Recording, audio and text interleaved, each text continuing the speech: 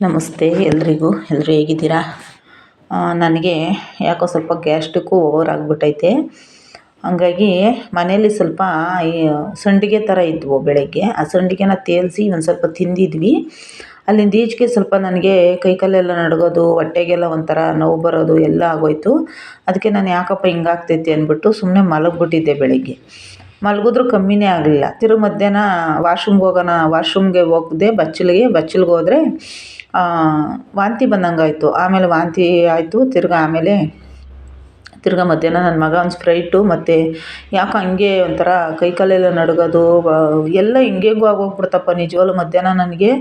ಆಮೇಲೆ ನನ್ನ ಮಗ ಹೋಗಿ ಸ್ಪ್ರೈಟ್ ತಗೊಂಡು ಮತ್ತು ಕಲ್ಲಂಗಡಿ ಹಣ್ಣು ತಗೊಂಡು ಮಾತ್ರೆ ತಂದುಕೊಟ್ಟ, ನುಂಗಮ್ಮ ಅಂತ. ಆವಾಗ ಒಂದು ಮೈಕೈ ಹೊಡೆತದ ಒಂದು ಮಾತ್ರೆ ಮತ್ತು ಒಂದು ಗ್ಯಾಸ್ಟ್ರಿಕ್ಕಿಂದು ಮಾತ್ರೆ ನುಂಗಿದೆ. ಗ್ಯಾಸ್ಟ್ರಿಕ್ ಏನೋ ಸಿಕ್ಕಾಪಟ್ಟೆ ಆಗೋಗ್ಬಿಟ್ಟೈತೆ ನನಗೆ. ಯಾಕಂದರೆ ಇತ್ತೀಚಿಗೆ ನಾನು ಟೀ ಕಾಫಿನೂ ಕಮ್ಮಿ ಮಾಡಿಬಿಟ್ಟಿದ್ದೀನಿ. ಟೀ ಕಾಫಿ ನಾನು ಕುಡಿಯೋದೇ ಇಲ್ಲ ಅತಿಯಾಗಿ. ಯಾಕೋ ಗೊತ್ತಿಲ್ಲ, ಅದನ್ನು ತಿಂದ ಮೇಲೆ ನನಗೆ ಆ ಥರ ಆಗಿದ್ದು. ಹಂಗಾಗಿ ಅವು ಅದಕ್ಕೇ ಆ ಥರ ಆಯ್ತಲ್ವ. ನಾನೇನು ಮಾಡಿದೆ, ಸರಿ ಅಂದ್ಬಿಟ್ಟು ಹಂಗೆ ಒಂದು ಸ್ವಲ್ಪ ಹೊತ್ತು ಕೂತಿದ್ದೆ ಮಾತ್ರೆ ನುಂಗಿ. ಆಮೇಲೆ ಸಂಜೆ ಆಯ್ತಲ್ಲ, ಮುದ್ದೆ ಮಾಡೋಣ ತಡಿ ಅಂತ. ಹೊಟ್ಟೆ ಬೇರೆ ಹಸಿತಿತ್ತು, ಮಾತ್ರೆ ಬೇರೆ ನುಂಗಿದ್ನಲ್ಲ, ಬೆಳಗಿಂದ ಏನೂ ತಿಂದಿರಲಿಲ್ಲ, ಹೊಟ್ಟೆ ಬೇರೆ ಹಸಿತಿತ್ತು. ಅದಕ್ಕೆ ಅಪ್ಪಿಗೆ ಒಂದು 5 ಮೊಟ್ಟೆ ತಗೊಂಬರಪ್ಪ, ಆಮ್ಲೆಟ್ ಮಾಡ್ತೀನಿ ಅಂದೆ.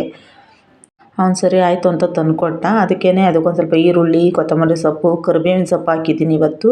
ಕರಿಬೇವಿನ ಸೊಪ್ಪು ಮತ್ತು ಒಂದು ಸ್ವಲ್ಪ ಮೆಣಸಿನ್ಕಾಯಿ ಎಲ್ಲ ಹಾಕ್ಬಿಟ್ಟು ಕಲಸಿ ಆಮ್ಲೆಟ್ ಮಾಡೋಣ ಅಂತ ಮಾಡ್ತಾಯಿದ್ದೀನಿ. ಮುದ್ದೆ ಮತ್ತು ಬೆಳಗ್ಗೆದು ಒಂದು ಸ್ವಲ್ಪ ಚಟ್ನಿ ಇತ್ತು, ಅದಕ್ಕೆ ಮುದ್ದೆ ಮಾಡಿ ಆಮ್ಲೆಟ್ ಹಾಕ್ಕೊಂಡ್ರೆ ಚೆನ್ನಾಗಿರುತ್ತೆ ಅಂತ. ನನ್ನ ಮಗ ಆಮ್ಲೆಟ್ ತಿನ್ನಲ್ಲ ಅವನು, ಆದರೆ ಇವತ್ತು ನಾನು ಮಾಡ್ತಾಯಿದ್ದೀನಿ. ಯಾಕಂದರೆ ಅವ್ನಿಗೆ ಉರಿಬೇಕು, ಇಲ್ಲದಿದ್ದರೆ ಬೇಯಿಸ್ಬೇಕು. ಬೇಯಿಸಿದ್ದು ಮತ್ತು ಹುರಿದಿದ್ದು ಅಷ್ಟೇ ತಿನ್ನೋದವನು, ಆಮ್ಲೆಟ್ ತಿನ್ನಲ್ಲ ಜಾಸ್ತಿ. ಯಾಕೋ ಗೊತ್ತಿಲ್ಲ, ಅವನು ಆಮ್ಲೆಟ್ ತಿನ್ನಲ್ಲ. ಅವತ್ತಿಂದನೂ ಅಷ್ಟೇ, ಅವನು ಆಮ್ಲೆಟು ಅಂದರೆ ಸ್ವಲ್ಪ ಯಾಕೋ ಅವನಿಗೆ ಒಂಥರ ಆಗುತ್ತಂತ ಆಮ್ಲೆಟ್ ತಿಂದರೆ, ಅದಕ್ಕೆ ತಿನ್ನಲ್ಲ ಅವನು. ಆಮ್ಲೆಟ್ ಎಲ್ಲ ಆಯಿತು. ಮುದ್ದೆನೂ ಮಾಡಿದೆ. ಬೆಳಗ್ಗೆದು ಅನ್ನ ಜಾಸ್ತಿ ಇತ್ತು. ಅನ್ನ ಬೇಡಮ್ಮ ಮುದ್ದೆ ಮಾಡು ಅಂದ. ಸರಿ ಆಯಿತು ಅಂತ ಅದೇ ಅನ್ನ ಎಲ್ಲ ಹಾಕ್ಬಿಟ್ಟು ಚಿಕ್ಕದಾಗಿ ಒಂದು ಸ್ವಲ್ಪ ಮುದ್ದೆ ಮಾಡಿದೆ, 1-2 ಮುದ್ದೆ. ಅದಕ್ಕೆ ನಾನು ಅವ್ನಿಗೆ ಊಟ ಮಾಡಬಾರೋ ಬಿಸಿದು ಅಂದೆ. ಅವನು ಊಟ ಮಾಡಲಿಲ್ಲ. ಅವನು ಬೇಡ, ಆಮೇಲೆ ನಾನು ಊಟ ಮಾಡ್ತೀನಿ ಅಂದ. ಸರಿ ಆಯಿತು ಅಂತ ನನಗೆ ಹೊಟ್ಟೆ ಹಸಿತಿತ್ತಲ್ಲ, ನಾನು ಊಟ ಮಾಡ್ತೀನಿ ಅಂದೆ. ಸರಿ ಮಾಡಮ್ಮ ನೀನು ಅಂದ. ಅದಕ್ಕೆ ನಾನೊಂದು ಆಮ್ಲೆಟ್ ಹಾಕ್ಕೊಂಡು ಮುದ್ದೆ ಇಟ್ಕೊಂಡಿದ್ದೀನಿ. ಚಟ್ನಿ ಇತ್ತಲ್ವ ಅದಕ್ಕೇ. ಅವನಿಗೆ ಎಣ್ಣೆ ಕಮ್ಮಿ ಹಾಕಿ ಆಮ್ಲೆಟ್ ಮಾಡಬೇಕು, ಜಾಸ್ತಿ ಎಣ್ಣೆ ಹಾಕೋಂಗಿಲ್ಲ. ಯಾವುದೊಂದಕ್ಕೂ ಅಷ್ಟೇ, ಅವನಿಗೆ ಜಾಸ್ತಿ ಎಣ್ಣೆನೇ ಹಾಕೋಂಗಿಲ್ಲ ನಮ್ಮ ಮನೆಯಲ್ಲಿ. ಅದು ಒಳ್ಳೆಯದೇ ಅಲ್ವಾ, ಎಣ್ಣೆ ಜಾಸ್ತಿ ತಿನ್ನಲೂಬಾರ್ದು. ನಾನು ಜಾಸ್ತಿ ಯೂಸ್ ಮಾಡಲ್ಲ ಎಣ್ಣೆನ. ನೋಡಿ ಬನ್ನಿ ಎಲ್ಲ ಊಟ ಮಾಡೋಣ. ಅನ್ನ ಜಾಸ್ತಿ ಇರೋದ್ರಿಂದ ಅನ್ನ ಏನು ಮಾಡೋದಿಲ್ಲ, ಬರೀ ಮುದ್ದೆನೇ ಮಾಡಿದ್ದೀನಿ ಇವತ್ತು. ಇವಾಗ ಊಟ ಮಾಡಿ ನನ್ನ ಮಗ ಆಮೇಲೆ ಊಟ ಮಾಡ್ತೀನಿ ಅಂದ. ಅದಕ್ಕೆ ನಾನೇ ಊಟ ಮಾಡ್ತಾಯಿದ್ದೀನಿ ಇವತ್ತು. ಆಮ್ಲೆಟು ತುಂಬ ಚೆನ್ನಾಗಿ ಬಂದಿತ್ತು.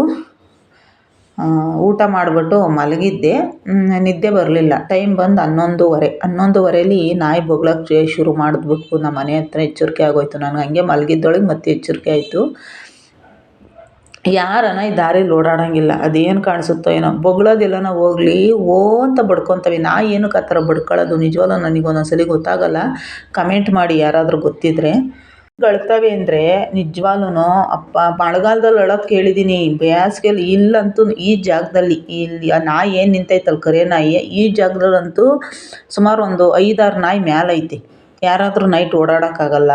ಆಮೇಲೆ ಯಾವ ಗಾಡಿಗಳು ಬರೋಂಗಿಲ್ಲ. ಗಾಡಿ ಬರ್ತಾಯಿದ್ರೆ ಗಾಡಿ ಮೇಲೆ ಎಗರಂಗೆ ಹೊರಟೋಗ್ತವೆ. ಆಮೇಲೆ ಯಾರಾದರೂ ಓಡಾಡೋಕ್ಕೆ ಬಿಡಲ್ಲ. ನಾವಂತೂ ಕೆಳಗಡೆ ಇಳಿಯೋದೇ ಇಲ್ಲ ನಾಯಿ ಇರೋದಕ್ಕೆ. ಆಮೇಲೆ ಓ ಅಂತ ಬಡ್ಕೊಂಬಿಟ್ವಾ, ನನಗೆ ನಿದ್ದೆ ಬರಲಿಲ್ಲ. ಆಮೇಲೆ ಎಚ್ಚರಿಕೆಯಾಗಿ ಈಚೆಗೆ ಬಂದರೆ ಅವು ಅತ್ತ ಓಡೋಗ್ಯವೆ. ಅಲ್ಲೆಲ್ಲ ದೂರದಲ್ಲಿ ನಾಯಿ ಬೊಗಳೋದಕ್ಕೆ ಇಲ್ಲೇ ಬೊಗಳ್ತವೆ. ನಿಜವಾಗ್ಲೂ ನೋಡಿ ಯೋಸಂದವೆ ಅಂದರೆ ಅದು ಇದೇ ಜಾಗದಲ್ಲಿ ನೈಟು ಡೈಲಿ ಅಷ್ಟೇ ಇದೇ ಜಾಗದಲ್ಲೇ ಬೊಗಳ್ತವೆ, ಬೇರೆ ಕಡೆ ಎಲ್ಲೂ ಬೊಗಳಲ್ಲ ನಾಯಿ. ಅದೇನೋ ಗೊತ್ತಿಲ್ಲ. ಆಮೇಲೆ ಬೊಗಳೋದು ಮತ್ತು ಅಳೋದು ಎಲ್ಲ ಇದೇ ಜಾಗದಲ್ಲೇ. ಅದೇನೋ ನಮಗಂತೂ ಗೊತ್ತಿಲ್ಲ.